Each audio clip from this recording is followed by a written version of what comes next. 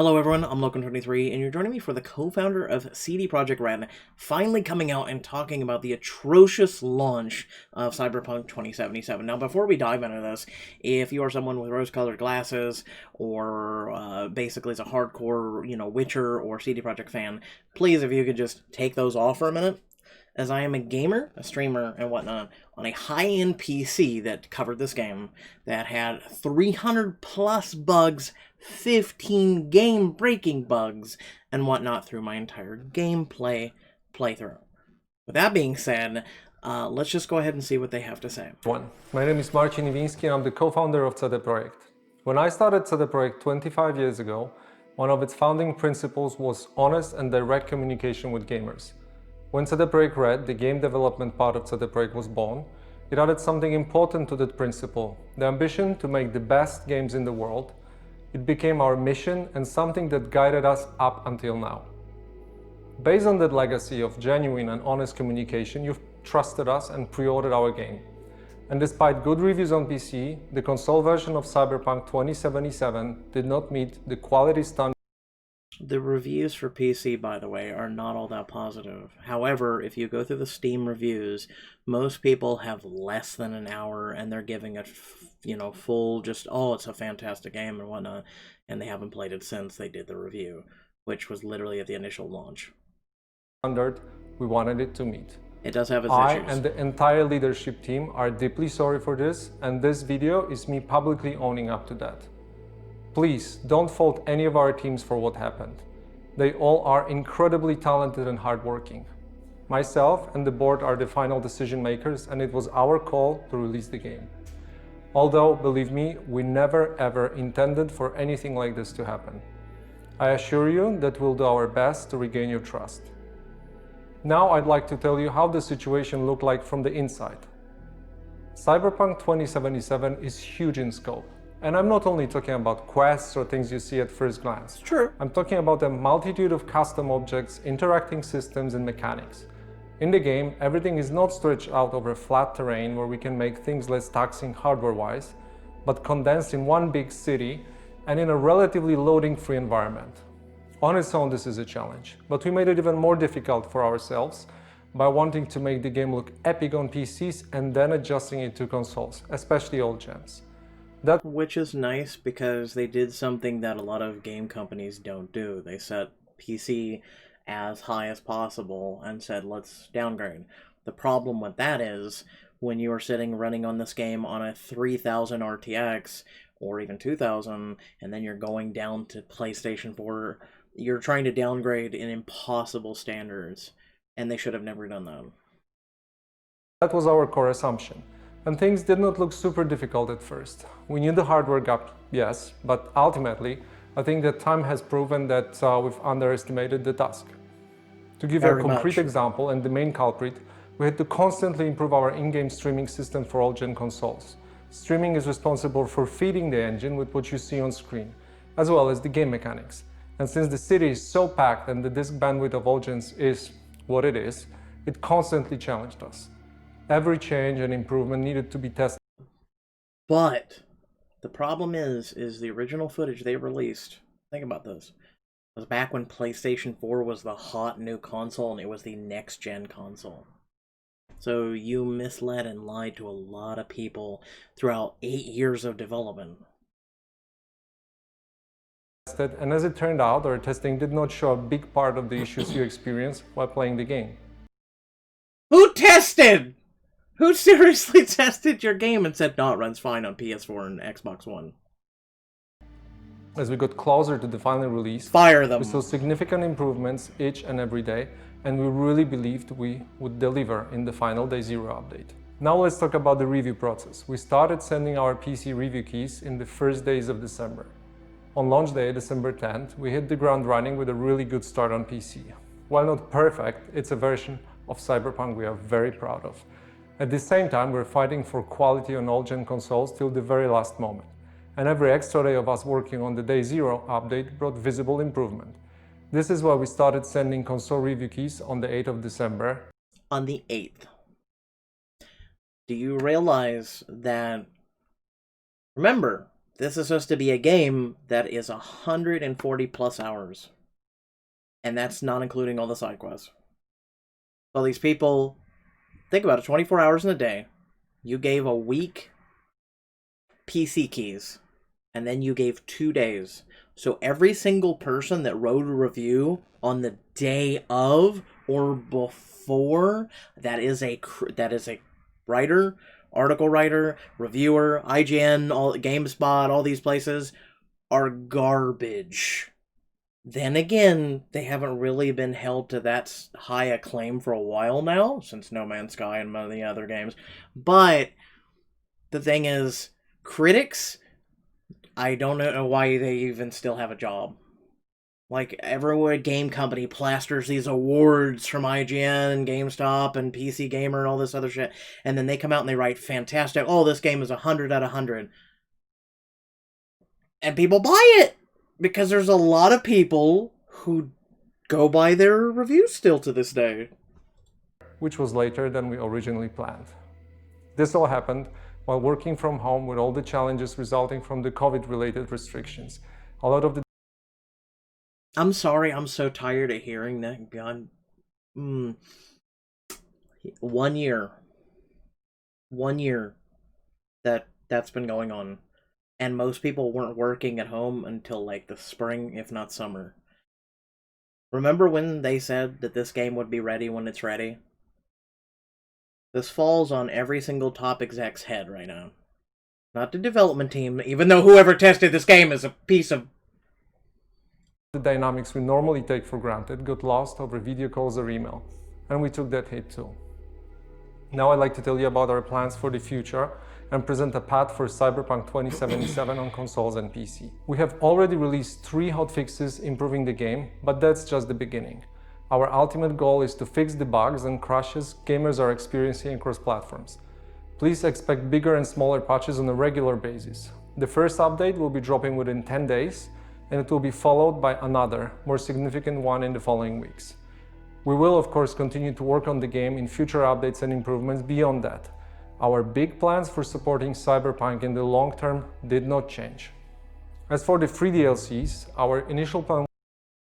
So, hotfix 1.04 through 1.06 has already been released, by the way, for anyone who doesn't understand this.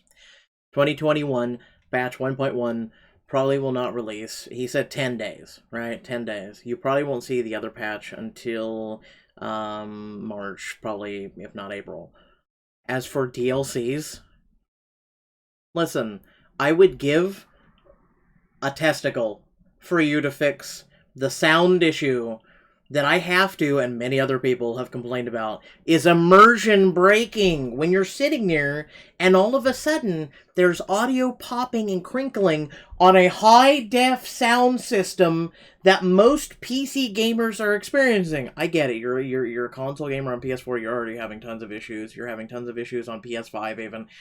But I'm sorry, but that is one of the biggest issues. Like, people are noticing like that it's barely audible on consoles. But when you're sitting here with a headset and you're playing the game and it starts popping horrifically, and I have to literally go to the sound systems in the game and change that, fix that. However, also, I want you to see something. Free next-gen console update near 2022. No.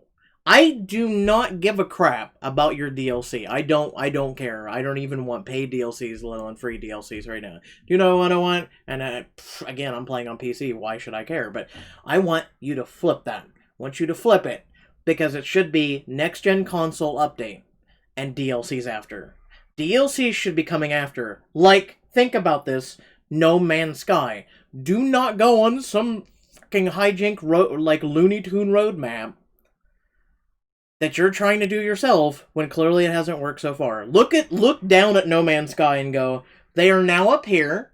They've made a fantastic game, though it's been a very long road. They fell hard, and they were a smaller team than you. And they delivered the same ambiguous, fantastic adventure as you, and they recovered with a smaller team. Fix it. Flip the DLCs. I don't give a shit about DLCs. If you were to ask any single content creator, if you were to ask any single gamer, we do not care about your DLCs right now. We want the game fixed. Especially the audio issues, for the love of God. Was to deliver them just after the release, much like we did with The Witcher 3. We decided to focus on the most important fixes and updates first, and we'll be releasing the DLCs afterwards. Expect more information in the upcoming months. For those of you playing on next-gen consoles in back compatibility, you can still expect the free next-gen update for Xbox Series consoles and PlayStation 5 arriving in 2021. I would hope. We are aiming at the second half of the year. I'd like to end this video by assuring you that we treat this entire situation very seriously and are working hard to make it right. The guiding principles of our company are still core to what we do. We still want to make amazing games and have an open communication with you, our players. For now, our immediate focus is to work hard on making sure you enjoy Cyberpunk 2077 regardless of platform. Beyond Cyberpunk, we have many plans for the future, which we'll share more about when we're ready. Thank you for taking the time to watch this video. And thank you for putting the video out. So, I'm just gonna say this. Again, you know, it's like the other day I was streaming after the big PC update and whatnot, and I was really enjoying it. Yes, there was still bugs.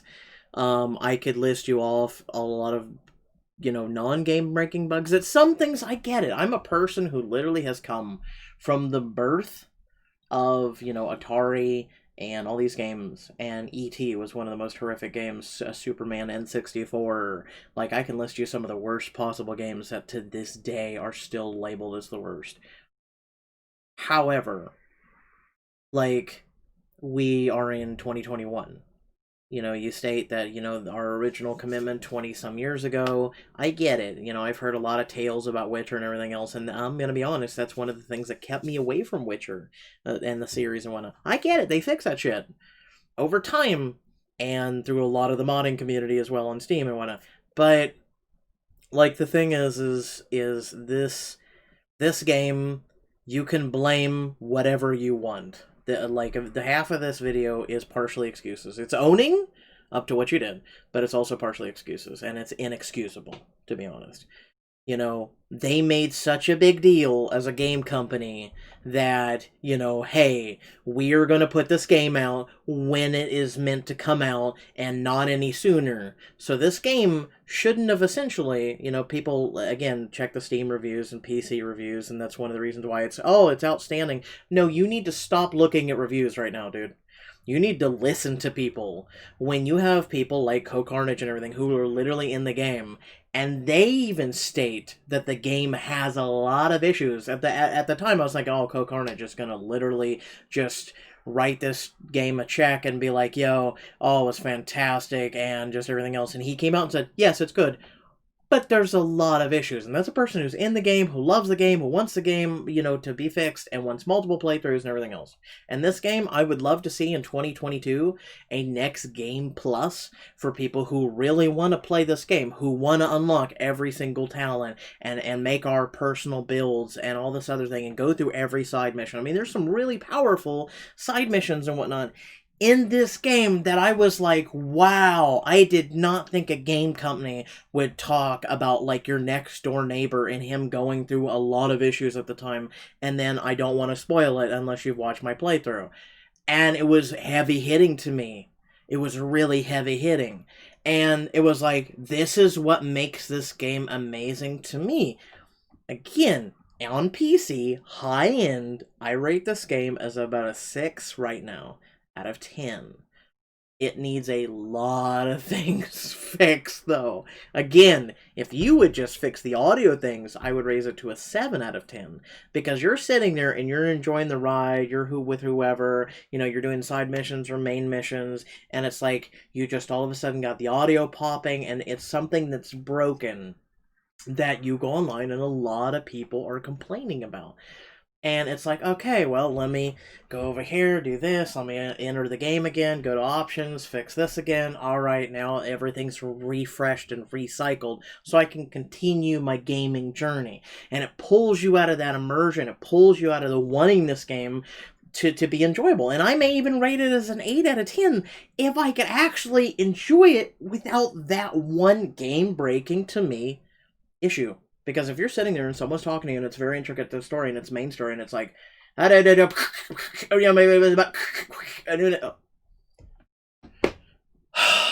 you can't pause the audio, you can't, like, just give it a minute, just hold on, and then you go fix the issue. You have to continue to listen to the person and get through that dialogue, get through that issue, and move on. And then, again, I've had a lot of people create clips on my Twitch and whatnot. I was even thinking about making a huge compilation of every single bug, whether it be game breaking or not, just for humor sense. Again, I have seen a lot of these games and StarCraft and the bugs in there, and everybody thought it was funny because they were unique games. They weren't game-breaking bugs. Especially as a person who used to be in the competitive scene and whatnot, and you would be like playing, and all of a sudden a bug would come up, and it would be something that you would be like, oh, okay, all right, that's good, and then you would move on. Like, you're ruining me with this game, if anything. Like, again, after No Man's Sky and everything else, you can't actually hype me up for a game. Like, I wanted this game to be something, okay? I wanted it to be something, but I didn't want to hype myself up to the point of putting on rose-colored glasses and like a lot of people, and being like, oh, this is amazing, CD Projekt Red can do no wrong. Again, it's a fantastic game. A lot of these things need to be fixed. If you were to not touch this game, and this is my best advice to anyone, act like this game has not been released. It's not been released. Everyone right now, myself included, every content creator out there in the world right now is doing early access. Judge it based on that. Say, you know what? The very people who own the company are coming out and saying, yes, it's a broken disaster. It has a lot of issues. We got a long way to go. Pretty much this game didn't essentially come out till 2021, late December, I want to say, to 2022.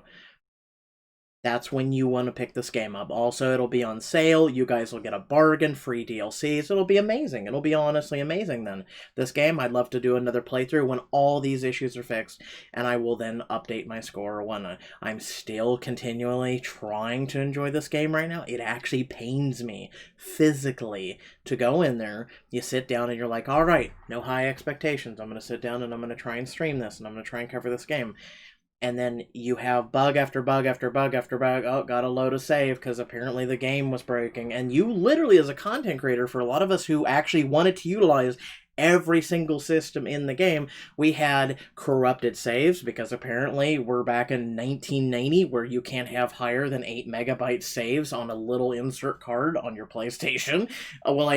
It was to the point where people were having corrupted saves and all this other shit, and it's like, oh, those hundreds of hours of content you put in, I'm sorry to tell you, but your game is completely shit now. It's just completely gone. I'm sorry. Like, it was just, there's a lot of issues, and I don't sugarcoat it. I don't care. Everyone can say these are really nice people. You know what? Here's the thing. I don't really care if you're a nice person or not, and they'll fix it, I promise you, because of Witcher and everything else. I want to see it. I want your money where your mouth is. I want to be able to take your check to the bank and cash it. I want to see these things.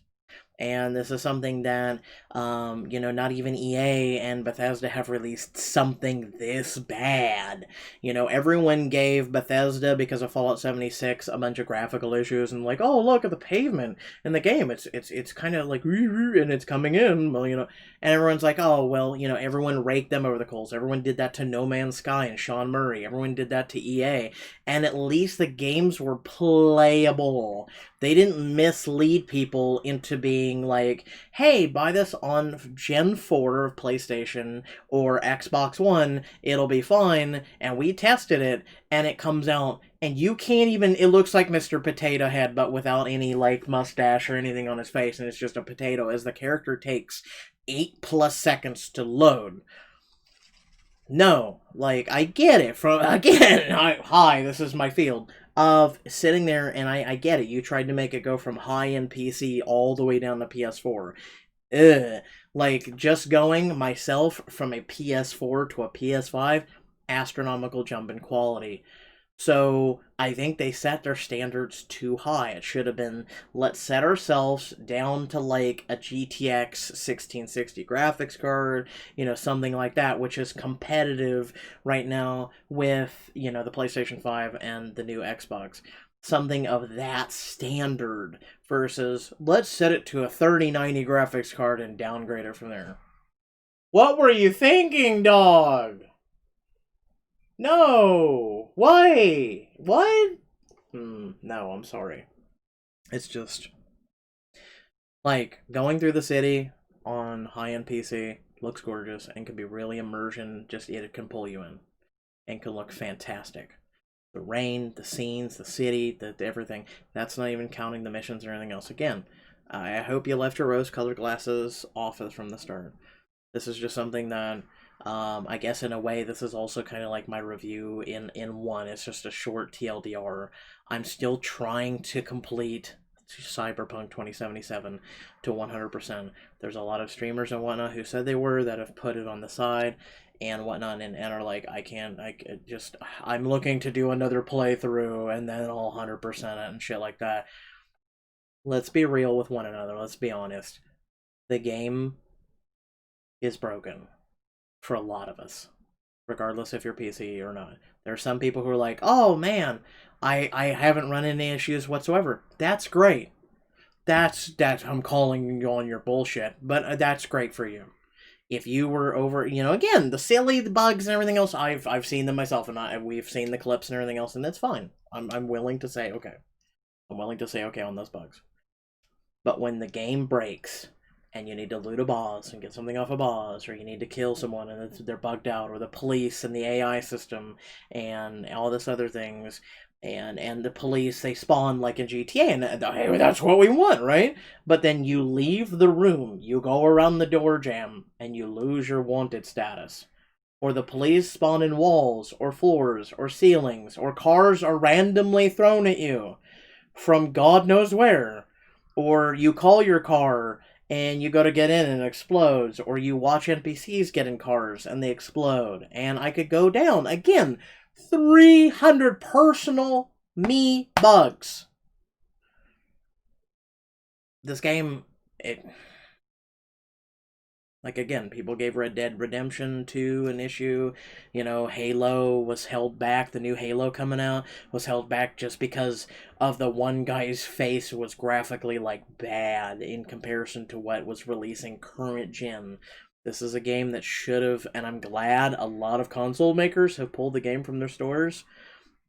This is a game that's just really bad and should not have been released until late 2021 or 2022. This sums up as investors put pressure and you should have risked it. It should have been call my bluff because we're gonna release this game when it's ready. When we think that it's able to be played on PlayStation 4, Xbox One, because think about this. There are still tens of millions of people on those consoles who cannot get the next-gen console right now because of a scalper issue where the console companies do not care. There are tens of millions of people who also can't simultaneously afford a next-gen console and are still saving. Again, take your head, pull it out of your ass for all of you people still wearing the rose-colored glasses, and put yourself in another person's perspective for just a moment. I know it's really, really hard, but that being said, I hope you all did enjoy the video. I hope you all wait. Just wait. Stick your money back. There's tons of really good games right now. There's tons of them. I can list you off a few if you really, really want in the comments section. Some of them I've played on stream and whatnot. They're on the channel and whatnot. There's tons of games right now. Hundreds, I could suggest to you, that are worthy right now of being played. I know you want to play that new hot next thing, oh yeah, Cyberpunk, oh, the hype is real, oh god! But it's not ready. Unless you want to risk going in early access, this is what this is, and you want to sit there and be like, this is early access, this is... I can't complain then if I go in, because then if I go in and, Lokim told me not to go in and I buy the game and it's early access and it goes in and it breaks or I can't run it or whatnot, I can't go on Steam or PlayStation or whatnot and I can't complain on them. So don't buy the game. Don't buy the game until the 2 big patches they promise come out. I want to say at the very earliest June. Go aim for June. We'll talk in June. Come to me in June and say, Lokim, do you think Cyberpunk is ready? I promise you, I will not lie to you and I will not mislead you. I don't get paid for this shit.